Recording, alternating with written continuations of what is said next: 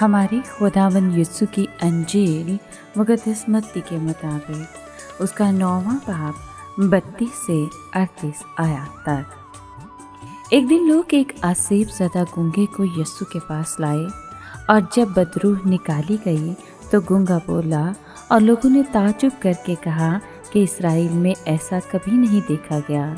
मगर फरीसियों ने कहा कि ये तो बदरूहों के सरदार की मदद से बदरूहों को निकालता है।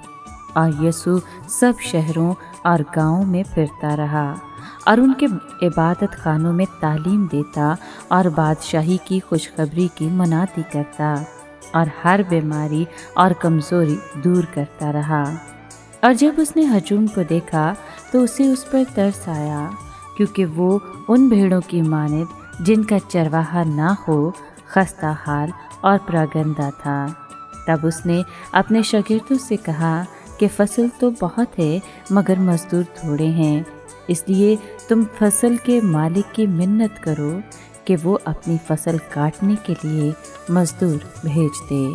पाक कलाम के पढ़े और सुने जाने पर खुदावंद की बरकत हो, खुदा का शुक्र हो। अजीज़ दोस्तों, यीशु मसीह ने तकरीबन 2 साल से मनादी के काम में दिन रात एक कर दिए थे। क्या उन्होंने सोचा कि अब उन्हें थोड़ा आराम करना चाहिए?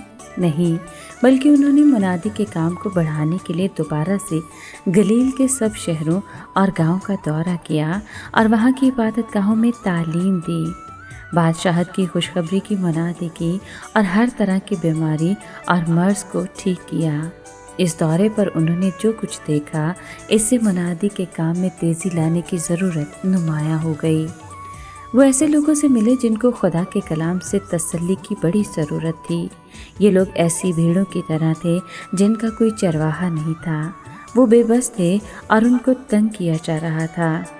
यीशु मसीह को इन पर बड़ा तरस आया और उन्होंने अपने शागिर्दों से कहा, देखो, फसल तो बहुत है लेकिन कटाई के लिए मज़दूर कम हैं, इसलिए कटाई के मालिक की मिन्नत करें कि वो कटाई करने के लिए मज़दूर भेजे। इस मसले को हल करने के लिए यीशु ने 12 रसूलों को अपने पास बुलाया और उन्हें 2-2 करके मनादी करने के लिए भेजा।